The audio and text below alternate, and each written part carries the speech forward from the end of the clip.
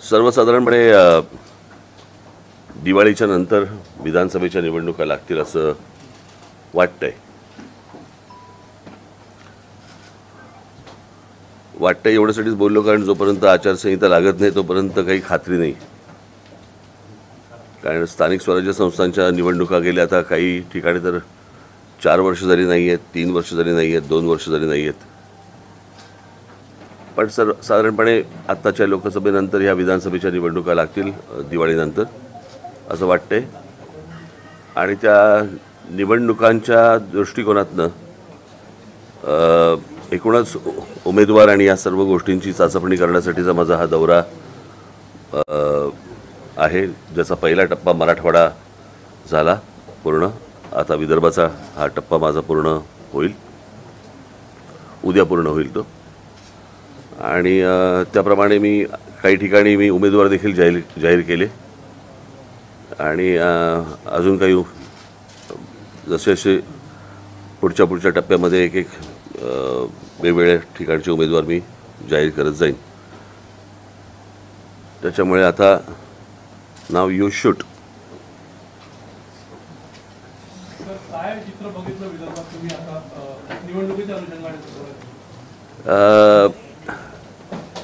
खरं सांगायचं म्हणजे मी अशा प्रकारची महाराष्ट्राची परिस्थिती आजपर्यंत कधी पाहिलेली नव्हती. माझ्या गुढीपाडव्याच्या मेळाव्यामध्ये मी सांगितलं होतं की जशा अशा निवडणुका जवळ येतील तशा युती असो, आघाडी असो, काही असो, आम्ही त्यात येत नाही. पण त्यांच्याकडे इतक्या हाणामाऱ्या सुरू होतील तिकीट वाटपावरनं की ते सगळे पक्ष बेजार होतील. त्याची एक झलक मला असं वाटतं आपण लोकसभेच्या वेळेला थोडीशी पाहिली सगळ्यांनी. पण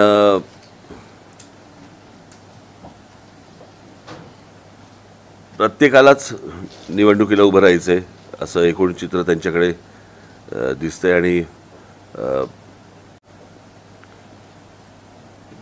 आमच्यासाठी म्हणाल तर वातावरण खूप पोषक आहे. गेल्या 5 वर्षामध्ये साधारणपणे महाराष्ट्रामध्ये ज्या प्रकारचा राजकीय खेळ झाला त्या सगळ्या गोष्टीला लोक कंटाळलेले आहेत. म्हणजे मी तुम्हाला थोडंसं अजून विस्तृत पद्धतीने मी तुम्हाला सांगतो. म्हणजे लोकसभेच्या निवडणुका झाल्या, या लोकसभेच्या निवडणुका झाल्यानंतर मला असं वाटतं इथे पत्रकार फार कमी दिसतात मला या साईडला. नाही आहेत पण मेन स्ट्रीम काय असतं म्हणजे फ्रीलान्सर आहेत.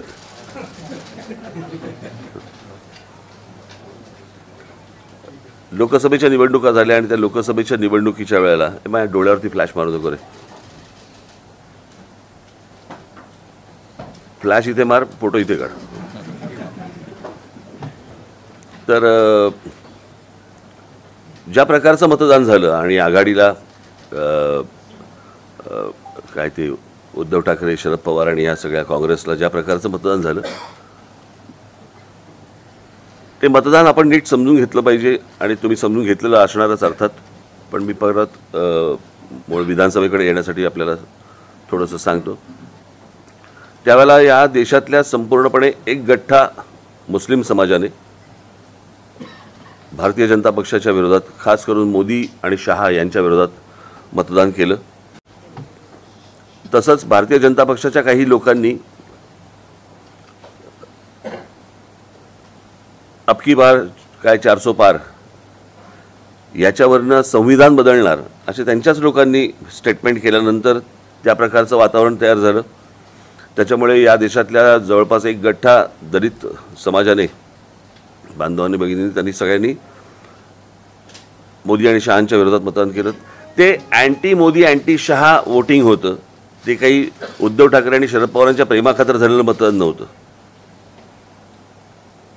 त्याच्यामुळे ती जी वाफ होती ती वाफ लोकसभेला निघाली. आता विधानसभेची जी निवडणूक आहे, या विधानसभेच्या निवडणुकीला गेल्या 5 वर्षामध्ये या लोकांनी जे राजकारण केलं महाराष्ट्रात, ज्याला आपण गलिच्छ राजकारण म्हणू, ते राजकारण लोक विसरलेले नाही आहेत, विसरणारही नाहीत. ज्याला आपण मतदारांशी प्रतारणा करणं म्हणतो आपण, ती प्रतारणा या महाराष्ट्रामध्ये झाली. आणि ज्या प्रकारचा चिखल महाराष्ट्रामध्ये झाला तो मला नाही वाटत यापूर्वी कधी गेल्या 50-60 वर्षामध्ये महाराष्ट्रातल्या मतदारांनी कधी बघितला असेल किंवा विचार केला असेल की आपल्या महाराष्ट्रामध्ये अशा प्रकारची गोष्ट होऊ शकते. आणि त्याच्यामुळे मतदार ही गोष्ट विसरलेली नाही आहेत आणि त्या गोष्टींचा राग ते येणाऱ्या विधानसभेच्या निवडणुकीला निश्चित काढतील. हे मला ज्या मी फिरतोय, ऐकतोय, बघतोय, वाचतोय या सगळ्या गोष्टीतनं मला जे दिसतंय ते मी तुमच्यासमोर मांडलं.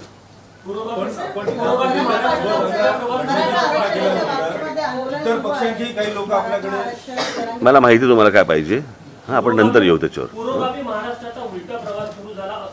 निश्चित जातीयवाद. पहिली गोष्ट म्हणजे फोडाफोडीचं राजकारण, कळलं का? या सगळ्या गोष्टींना मी माझ्या जाहीर सभांमधून पण बोललो. या सगळ्या गोष्टींना कारणीभूत हे फक्त एकटे शरद पवार आहेत.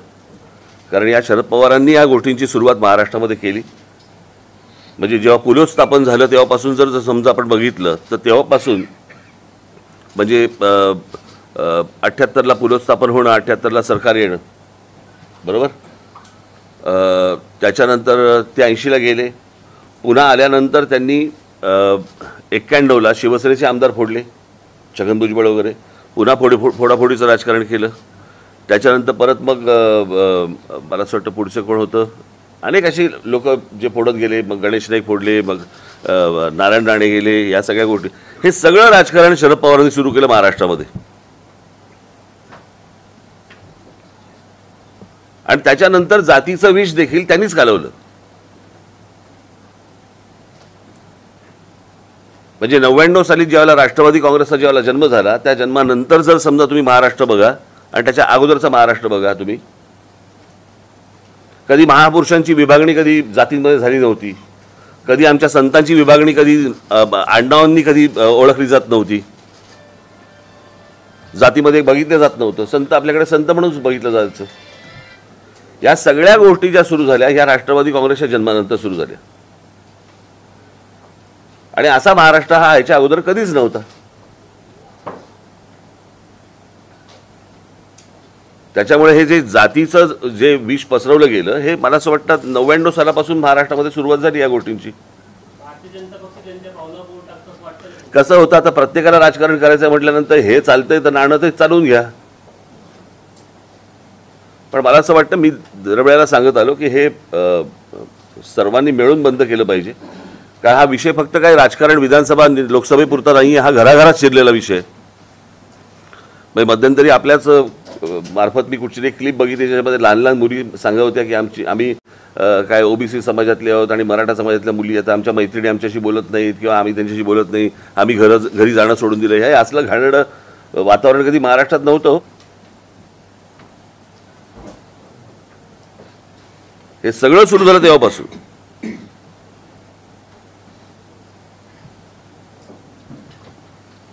बोला, मी बोलतो ना, तुम्हाला माहिती आहे तुम्हाला काय पाहिजे ते, कळलं का? मी मगाशी सांगितलं ना तुम्हाला. हां, तुम्हाला अपेक्षित जे काय आहे ना ते मी बोलीन त्याच्यावरती. हां, मी स्वतःहून तुम्हाला सांगेन ते मराठा आरक्षणाचा विचारा म्हणून. मला हे जे आहे ना हे, कळलं का? ह्यामुळे सत्यानाश झालाय सगळा. ज्या मराठवाड्यामध्ये मी गेलो तिथे आग लावणारे पत्रकार होते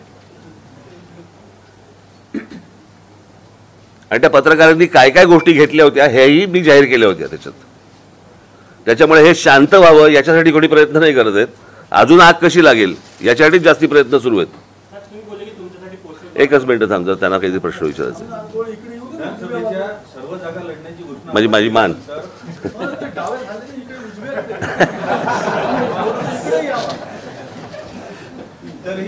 तर काही पक्षांचे लोक आपल्याकडून लढण्यास उत्सुक आहेत का, आपल्याकडे अप्रोच झाले का? दुसरं, उद्धव ठाकरे, आदित्य ठाकरे यांच्या विरोधातही आपण उमेदवार देणार आहात? हे बघा, मी निवडणूक लढवणार आहे आणि मागच्या वेळेला एक वेळा ही गोष्ट जी केली त्या मतदारसंघामध्ये साधारणपणे आमची 37 ते 38 हजार मतं आहेत, कळलं का? एकदा ही गोष्ट झाली, वारंवार कशी होईल? तुम्हाला हा प्रश्न विचारायचा होता? मगापासून हा प्रश्न विचारायचा होता. आणि दुसरा एक त्याला जोडून एक होता, नागपुरात आपण सगळ्या मतदारसंघात उमेदवार देणार आहात का? तर देवेंद्र फडणवीसांच्या मतदारसंघात पण देणार आहात का? त्याला धरून एकनाथ शिंदेच्या मतदारसंघातही उमेदवार देणार. सगळ्या मतदारसंघांमध्ये उमेदवार देणार. राजसाहेब,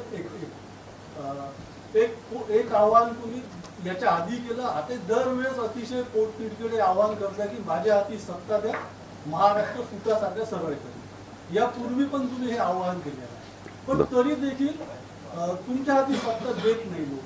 तर याच्यामागच्या कारणांचा काय? देतील ना. मला असं वाटतं 52 सालापासून भारतीय जनता पक्ष पण हेच बोलतोय. जेव्हा जनसंघ होता ना तेव्हापासून ते पण हेच सांगत होते. 2014ला आली हातात सत्ता. वेळ लागतो. तर ही लोकसभेची वाफ आहे, त्याचा फायदा होईल असं वाटतं तुम्हाला विधानसभेत? ती संपली ना, आता गेली ना हवेत. आता विषय विधानसभेचा आहे ना. हो, तर तुम्ही म्हटलं ना की लोकसभेची वाफ निघेल, आता विधानसभेत निघेल, याचा फायदा होईल का तुम्हाला? निघाली असं म्हणालो मी. मला बरोबर बोलतो ना मी. मी निघाली असं म्हणालो मी. साहेब, महायुतीला असं वाटतं की लाडकी बहीण योजनेचा त्यांना खूप फायदा होणार आहे. आपलं आकलन काय आहे याच्याबद्दल? लोक खूप हुशार आहेत हो. कळलं का? असे जर पैसे मिळत असतील तर नक्की घेतील, पण याचा अर्थ ते मतदान करतील असं होत नाही ना. म्हणजे मला अजूनही आठवतंय की त्या कोणीतरी मला सांगितलेलं, मी प्रत्यक्ष काय ते चित्र पाहिलेलं नाही आहे, पण कोल्हापूरमध्ये म्हणे दरवाजावरती पिशवी लावली जाते आणि जेवढे मतदार असतात तेवढे पैसे ठेवले जातात. तर तिकडे 3-4 पिशव्या लागलेल्या असतात उमेदवारांच्या. आता कसं कळणार कोणी कोणाला मतदान केलं? तर त्याच्यामुळे महाराष्ट्रात बालिकांवर अत्याचारचे प्रकार वाढलेले आहेत, त्या संदर्भात मला हा विषय बोलायचाच होता. मला समजलं नाही. आता ती बदलापूरची जी घटना आहे, आमच्या पक्षातल्या महिला सेनेने ती घटना बाहेर उघड केली आणि बाहेर आली. पण ती एक घटना आपल्याकडे झाल्यानंतर त्याच्यानंतर फटाक्याची माळ कशी काय लागते हे मला अजूनपर्यंत कळलेलं नाही. आणि खरं बघायला गेलं तर तुमच्यासाठीची ही रोजची बातमी असायला पाहिजे.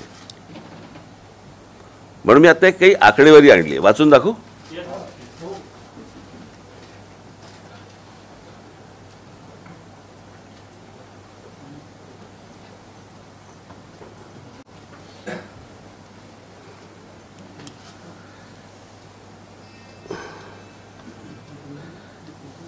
ही माहिती आहे नॅशनल क्राईम रेकॉर्ड्स ब्युरोची. ओके. गेल्या काही वर्षात शासनाने अनेक योजनांच्या घोषणा करूनही त्यासाठी कोट्यवधी रुपये खर्च करूनही महिलांवरच्या अत्याचारामध्ये सातत्याने वाढ होते आहे. देशात मी हे तुम्हाला सांगतो, आता हे 26 तारीख काय 26 तारीख ना, आता भारत बंद करणार होते ना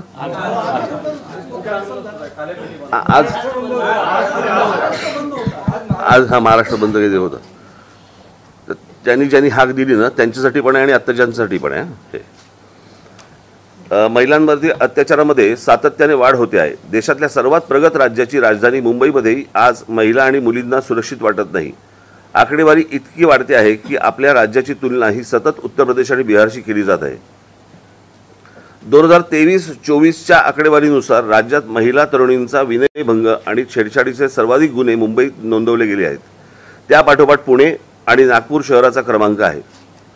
यामध्ये समाज माध्यमांवरून होणाऱ्या प्रकरणांचाही समावेश आहे. आता इथे खाली त्यांनी डेटा दिलेला आहे. महाराष्ट्रात महिलांवर होणाऱ्या अत्याचाराचा वाढता आलेख. अत्याचार कोणकोणते? तर बलात्कार, अपहरण, हुंडाबळी, नातलगांकडून होणारे अत्याचार, विनयभंग, लैंगिक अत्याचार, ट्रॅफिकिंग म्हणजे अनैतिक व्यापार आणि इतर. याच्यामध्ये 2017 या वर्षात महाराष्ट्रामध्ये 4320 बलात्कार झालेत. 2018 मध्ये 4974 बलात्कार झालेत. 2019 5412 बलात्कार झालेले. 2020 हे कधी लागलं आपल्याकडे लॉकडाऊन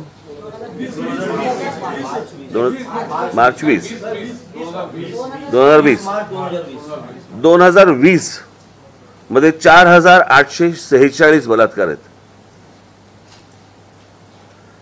2021 5954, 2022 7084 आणि 2023 7521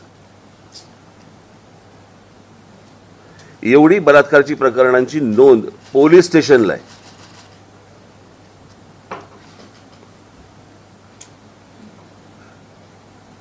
एक खालची आकडेवारी तुम्हाला पाहिजे असेल मी तुम्हाला देतो मी सगळ्यांना, तुम्ही द्या पुढे.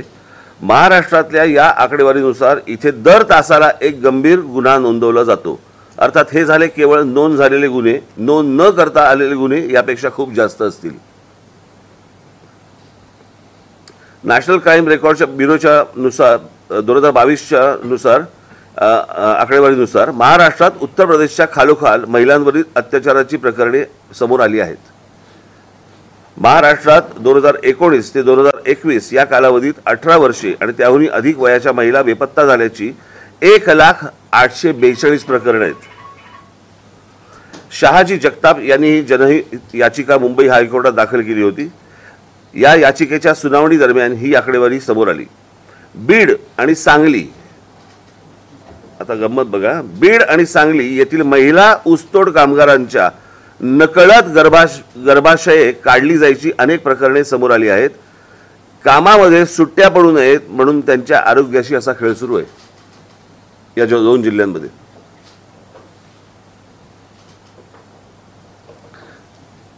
आत्ता मला असं वाटतं की तुम्ही हे आज जे रोज एक प्रकरण येते तर रोज काय तासाला यायला पाहिजे ना. म्हणजे महाराष्ट्रामध्ये प्रत्येक पोलीस स्टेशनला किती अशा प्रकारचे गुन्हे दाखल होत आहेत.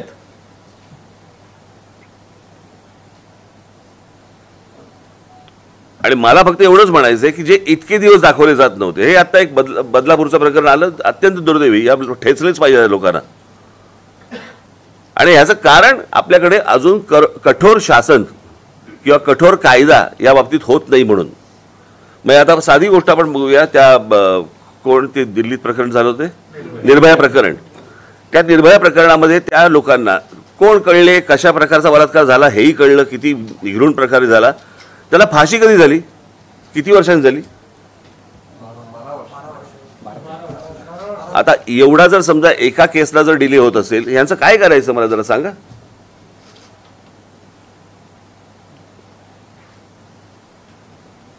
प्रश्न असा आहे ना की ह्या सगळ्या गोष्टी जे आज बंद पुकारला होता ना ज्यांनी, त्यांच्याही काळात आहेत, बरोबर की नाही. आणि आजही आहेत. माझं फक्त एवढंच म्हणणं आहे, आता जे रोजच्या रोज वर्तमानपत्रामध्ये जे सुरू आहे, आज इथे झाला, आज इथे झाला, आज इथे झाला, काही राजकारण आहे का त्याच्या मागे, येणाऱ्या निवडणूक आहेत का त्याच्या मागे. आपल्याला विषय काय संपवायचा आहे, ही गोष्ट होता कामा नये महाराष्ट्रामध्ये, हा विषय आपला महत्वाचा आहे ना. निवडणुका आल्या, आता सरकारला बदनाम करा या दृष्टिकोनात. मग ह्यांच्याही सरकारच्या काळामध्ये होतंच की, लॉकडाऊनच्या काळामध्ये उद्धव ठाकरेंचं सरकार होतं, त्याही काळामधला आकडा तुम्ही तुम्हाला दिला, त्याचं काय करणार. अर्थात ते आताच बंद असल्यामुळे त्यांनी बाहेर बंद टाकला नाही. यावर अंकुश लावण्यासाठी काय सुचवलं? काही सरकारला कायदा करायला लागेल त्याबद्दलचा. कायदा जो होता तो अजूनपर्यंत म्हणजे पुढे यायला आला नाहीये. काय उपाययोजना, काय उपाययोजना म्हणजे ह्या केंद्राने केल्या पाहिजेत ना तातडीने. केंद्रातच ते अडकून पडलंय, पण ते केंद्र का असं काल तुम्ही बोलले होते की काल तुम्ही बोलले होते भाषणामध्ये की राज्यामध्ये कायदा पण माझ्या हातात सत्ता द्या तर मी सगळं साफ करून दाखवेल. तर नेमकं कशा प्रकारे मला सांगा, साधी गोष्ट आहे ना, जर त्या गोष्टी आता एका महिला कॉन्स्टेबलने ती तक्रार नोंदवून घेतली नाही, बरोबर आहे, काय कारवाई झाली, पुढे काय होणार आहे त्याचं, पोलिसांना कोणत्या प्रकारच्या इन्स्ट्रक्शन्स दिल्या गेलेल्या आहेत. मी आता समजा तुमच्यासमोर ही आकडेवारी वाचली. माझं फक्त एवढंच म्हणणं आहे की पोलीस ज्या वेळेला इनिशिएटिव्ह घेतात, त्याच्यानंतर ज्या वेळेला तुमचे दबाव येतात आणि तुम्ही ज्यावेळेला सांगता की नाही इथे काही करू नको. आता उदाहरणार्थ आता तुमच्या विषयात येतो, हवं असेल तुम्हाला ते मराठा आरक्षण. हां, जरांगे पाटील ज्या वेळेला तिकडे बसले उपोषणाला, बरोबर आहे, तिकडे लाठीचार्ज झाला, बरोबर. कारवाई कोणावर झाली?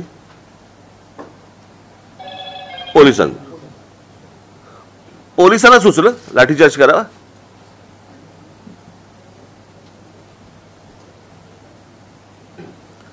पोलीस म्हणतात बरोबर देत, आम्ही इनिशिएटिव्ह घेतल्यावर जर समजा आमच्या चांगल्यात येणार असेल प्रकरण, एखादी गोष्ट केल्यानंतर पोलिसांनी ज्यावेळेला एखादी गोष्ट केली बाबा तिथे, तर त्याच्यानंतर ते सरकार त्यांच्या मागे खंबीरपणे उभं राहिलं पाहिजे. मी तुम्हाला एक उदाहरण म्हणून सांगतो, थोडा वेळ आहे ना तुम्हाला?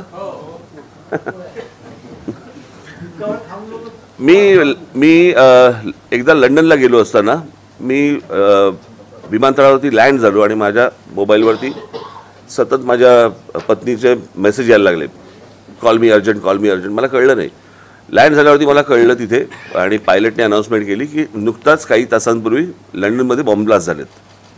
तो बसचा झाला होता माहिती तुम्हाला, बसमध्ये ब्लास्ट झाला होता आणि टने काही त्यांच्या ट्यूबमध्ये झाला होता. ते करताना पोलिसांचं यंत्रणा सुरू झाली तिकडे आणि त्यांनी सर्च सुरू केला. त्याच्यात एक निरपराध माणूस पोलिसांकडनं चुकून मारला गेला. त्याच्यावरती पोलिसांकडनं फक्त एवढीच रिॲक्शन होती, सॉरी. पुढे काही नाही झालं, त्याचं राजकारण नाही झालं पुढे. एखादी गोष्ट त्यांच्याकडनं घडू शकते, पण ज्यावेळेला तुम्ही त्यांना फ्री हँड, सगळ्या गोष्टी माहिती असतात त्यांना, प्रत्येक गोष्ट माहिती असते. म्हणजे इथे आजपर्यंत महाराष्ट्रामध्ये काय किंवा देशामध्ये जो कोणी गृहमंत्री आलाय त्याला शून्य माहिती असते कुठे काय चाललंय आणि कुठे काय होतंय ते. पण पोलिसांना या सगळ्या गोष्टी माहिती असतात. सरकारने इनिशिएटिव्ह घेऊन जर समजा त्यांना पुढे सांगितलं की करा, म्हणजे तुम्ही जे मगाशी म्हटलात ना माझ्या बाबतीत, करा सांगितलं, साफ करून ठेवतील सगळं. इतकी म्हणजे मुंबई महाराष्ट्र पोलिसांमध्ये ताकद आहे. आपण त्यांना जर समजा त्यांच्या पायात बेड्या घातल्या आणि सांगितलं की आता धावा म्हणून, कसे धावतील? सध्याच्या सरकारमध्ये ते होत आहे. सध्या कशाला पाहिजे? गेल्या सगळ्याच सरकारांमध्ये झालं ना ते. बोला कोणाचं काय करायचं? हे घेऊन बसलेत ते आपल्या, काय करायचं त्यांचं? काय करायचं त्यांचं?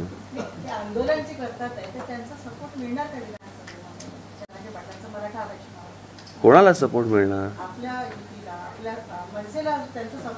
काय म्हणून देतील ते? माझ्या संकल्पना सगळ्या वेगळ्या आहेत या बाबतीतल्या, ज्या माझ्या मांडून झालेल्या आहेत आणि त्या मी पब्लिकली मांडल्या आहेत, प्रेस कॉन्फरन्स घेऊन मांडलेल्या आहेत. त्या मला असं वाटतं तुमच्यापर्यंत आल्या असतील.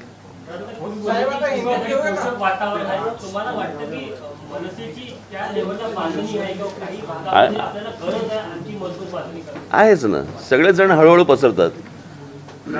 अनेक भागांमध्ये महाराष्ट्र, नाही रे बाबा मला हिंदी माझं, अरे नाही रे बाबा नको. तुम्ही नेहमीच म्हटलंय की फ्री वाटपचं राजकारण तुम्ही करत नाही. मागच्या वेळी तुम्ही नागपूरला तुम्ही म्हटलं की फ्री वीज, फ्री हे ते तुम्हाला पटत नाही, कमी दरात द्या पण फ्री नको द्या तुम्ही म्हटलं. माझा प्रश्न असेल की आता लाडकी बहीण म्हणजे असे बरेच स्कीम चालले, जर तुमच्या हातात सत्ता आली तर तुमचा काय? नाही, मला असं वाटतं तुम्ही लोकांना अशा प्रकारे ढिले करून चालणार नाही. लोकांना कामाला लावा ना. लोक कामं मागतायत ना, फुकटचे पैसे नाही मागत आहेत. शेतकरी फुकटची वीज नाही मागत आहे, त्या विजेमध्ये खंड नको एवढंच तो मागतोय. तुम्ही पहिल्यांदा या लोकांच्या मागण्या तर समजून घ्या. तुम्हाला बरं फ्री म्हणजे कोणाचं आहे? ते लोकांचं आहे. आता जे पैसे दिले जात आहे तो लोकांचा टॅक्स आहे ना.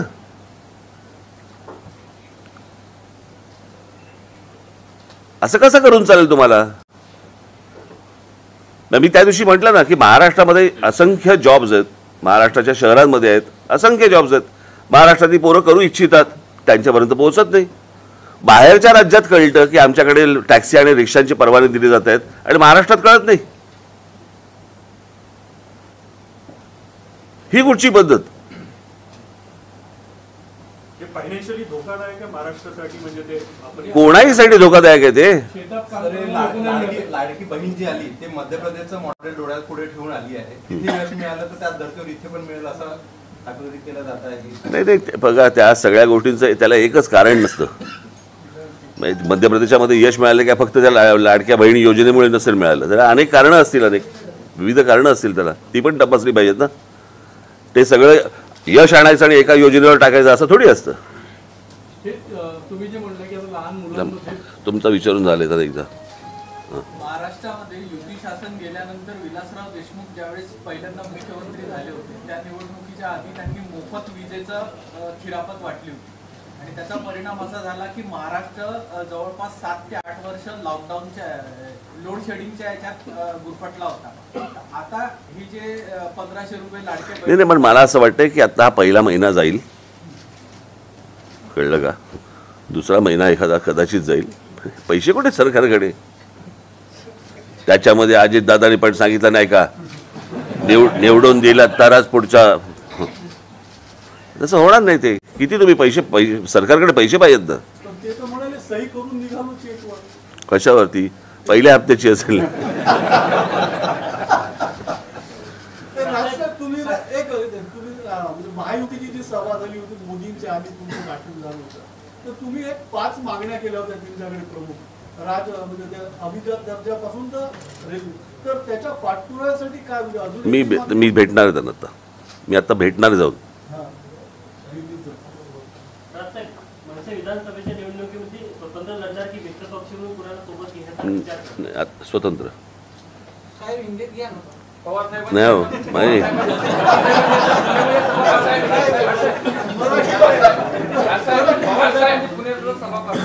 कार्यकर्त्यांसोबत त्या ठिकाणी शपथ घेतली, आम्ही या राज्यामध्ये अत्याचार खपवून घेणार नाही. कशाचे? या राज्यामध्ये अत्याचार खपवून घेणार नाही अशी कार्यकर्त्यांसोबत त्यांनी शपथ घेतली. शरद पवार अत्याचार कसले अत्याचार? तुमच्या हातात ज्यावेळेला सरकार येतात त्यावेळेला ह्या गोष्टी करा ना. असल्या शब्द कसल्या घेत आहे?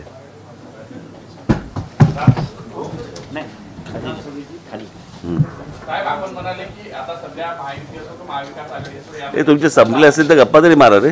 प्रश्न हां चिखल झालाय म्हटलं, पण या चिखलातून बाहेर पडून जर काही उमेदवार आले ते आपल्या पक्षाकडे आले तर आपण त्यांना संधी देणार आहात? इच्छा आहे नाही, माझी नाही.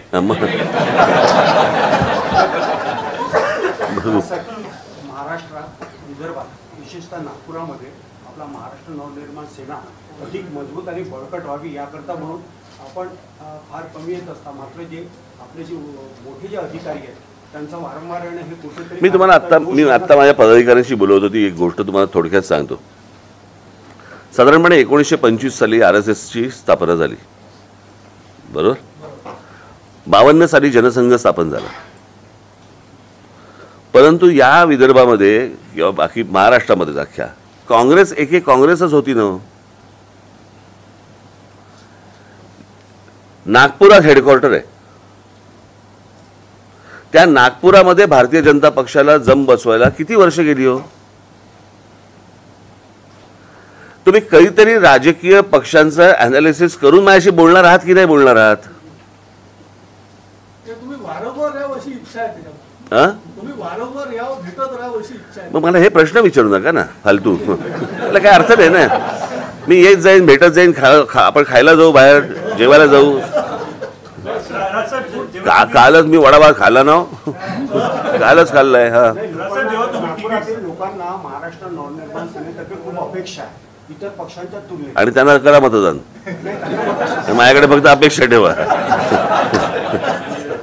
जेव्हा तुम्ही तिकीटचं वाटप करणार काय तुम्ही मनात त्याचं ठरवा की इतकी महिलांना आपण तिकीट द्यावं असं तुमचा काही असं आहे का? नाही, असं काही नाहीये, असं काही नाहीये. पण महिलांना जास्तीत जास्त जागा जिथे जिथे असेल ना, निवडून येण्यासारखं असेल तिकडे ह्या निश्चित गोष्टी करू. म्हणजे त्याचा काय प्रश्नच येतो. हां 288 ज्या सीट्स आहेत विधानसभेच्या सगळं सुरू आहे अभ्यास केल्यापैकी किती सीट्स तुम्ही लढणार? आणि बघा मी तुम्हाला सांगतो 2009 साली आम्ही जवळपास 230 ते 240 जागा आम्ही लढवल्या होत्या. आणि 2009ला साधारणपणे यावेळेलाही आम्ही साधारणपणे 250 च्या आसपास आम्ही जागा लढवू. काल तुम्ही 200 सव्वा 200च्या आसपास. तुम्ही असं म्हणाले की म्हणजे काही ठिकाणी तुम्हाला स्ट्रेंथ जाणवतात आहे, तर अशा किती जागा असतील की जिथे तुम्हाला म्हणजे यू आर फुल कॉन्फिडंट? आत्ताच सांगू, सगळ्यांसमोर पेपर उघडा करू आता? असं थोडी राजकारण असतं.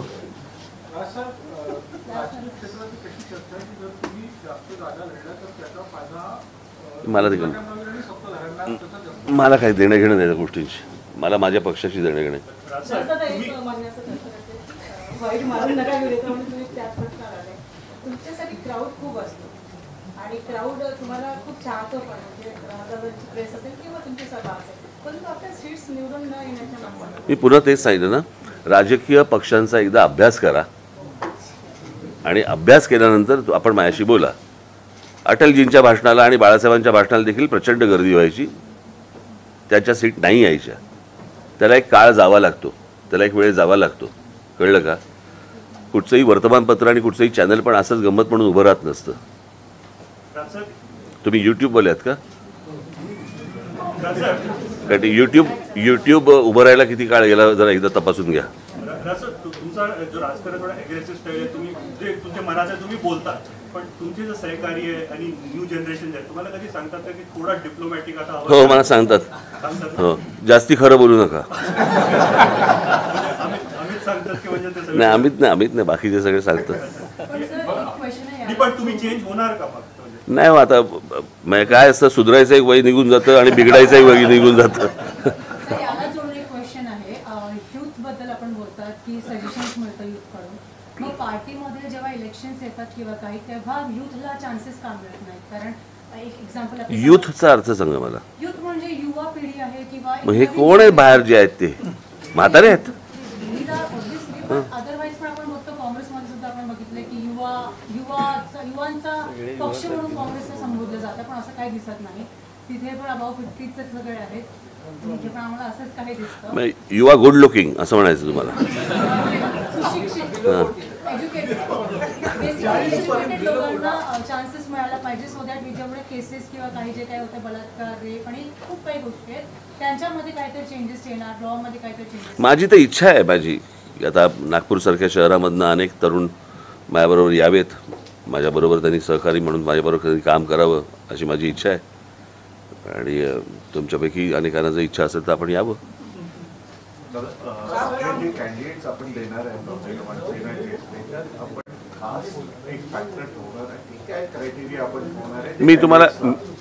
मी तुम्हाला एक गोष्ट सांगतो. आमच्या सगळ्या जिल्ह्यांमध्ये आम्ही आमचे पक्षाचे टीम्स पाठवलेले आहेत आणि ते ह्या गोष्टींचा ॲनालिसिस करून माझ्यासमोर आले. कळलं का? कारण महाराष्ट्रभरची सर्वे केली, टीम पाठवली होती, त्याचं काय असेसमेंट आहे आता पक्षाजवळ? उघडपणे सांगू, उघडपणे सांगा. मला एकदा तुमच्या ना चॅनलची जेव्हा तुमची मीटिंग असते ना, ह्याला काढायचं ह्याला घ्यायचं वगैरे, मला एकदा बसवाल?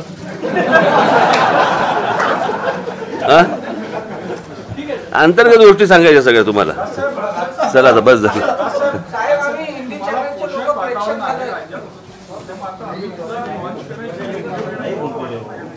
बघू, करू. तुम्ही घरामध्ये नाव लावू नका हो माझ्या.